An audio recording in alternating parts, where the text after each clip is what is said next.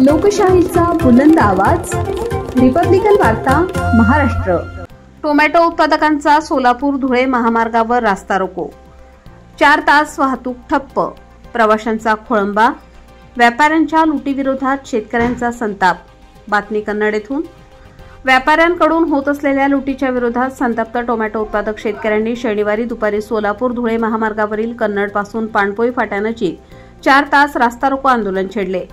या आंदोलनामुळे महामार्गावरील वाहतूक पूर्णपणे ठप्प झाली होती। प्रवाशांना मोठा मनस्ताप सहन करावा लागला। दुपारी 4:30च्या सुमारास शेतकऱ्यांनी महामार्ग अडवून व्यापाऱ्यांविरोधात घोषणाबाजी केली। व्यापारी फक्त 2 ते 6 रुपये किलो दराने टोमॅटो खरेदी करत असल्याने शेतकऱ्यांचा संताप फुटला। भर पावसात शेतकऱ्यांनी न डगमगता आंदोलन सुरू ठेवले। कन्नड परिसरात यंदा अतिवृष्टीमुळे अद्रक व टोमॅटो पिकांचे मोठे नुकसान झाले आहे। दुसऱ्या टप्प्यात लागवड केलेल्या शेतकऱ्यांना आता चांगला भाव मिळण्याची अपेक्षा असतानाच व्यापारी कवडीमोल दराने खरेदी करत असल्याने शेतकरी हतबल झाले आहेत। बाजार समितीच्या वतीने पाणपोई येथे टोमॅटो लिलाव सुरू करण्यात आला असून दिल्ली येथून आलेले व्यापारी दलालांच्या माध्यमातून 2 ते 6 रुपये दराने खरेदी करत आहेत। लहान टोमॅटो 30 रुपये गोणी भावाने घेतले जात आहेत। एका कॅरेटमध्ये 24 किलो टोमॅटो भरतात। एका शेतकऱ्याने सांगितले की सुरत येथे टोमॅटो पाठवले तर प्रति कॅरेट 450 रुपये दर मिळतो, खर्च 100 रुपये येतो। नागपूरमध्ये 550 रुपये दर मिळतो, पण पाणपोईत फक्त 50 ते 150 रुपये मिळतात। त्यात 10 रुपये कमिशन आणि 25 रुपये वाहतूक खर्च। शेवटी शेतकऱ्यांच्या हातात काहीच राहत नाही। या आंदोलनामुळे सोलापूर धुळे महामार्गावरील 5 किलोमीटरपर्यंत वाहनांच्या रांगा लागल्या।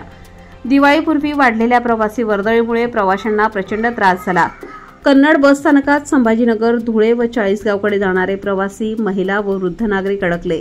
घटनास्थळी बाजार समितीचे सभापती डॉक्टर मनोज राठोड, उपसभापती जयेश बोरसे, संचालक किशोराबा पवार तसेच नायब तहसीलदार दिलीप सोनवणे उपस्थित होते। त्यांनी शेतकऱ्यांना समजावण्याचा प्रयत्न केला, मात्र सुरुवातीला आंदोलक ऐकण्याच्या मनस्थितीत नव्हते। नंतर लिलाव पुन्हा सुरू करण्यात आला आणि रास्ता रोको मागे घेण्यात आला। वाहतूक सुरू झाल्यानंतर प्रवाशांनी सुटकेचा निश्वास टाकला। घटनास्थळी पोलीस निरीक्षक आर.बी. सानप यांच्या नेतृत्वाखाली मोठा पोलीस बंदोबस्त ठेवण्यात आला होता।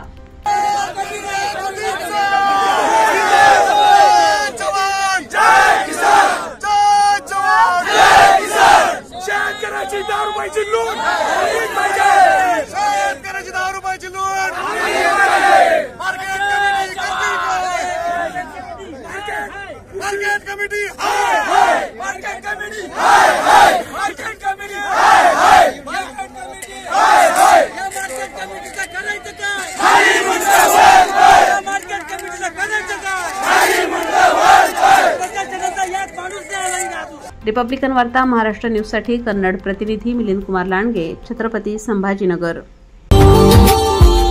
Subscribe now and press the bell icon. Never miss an update.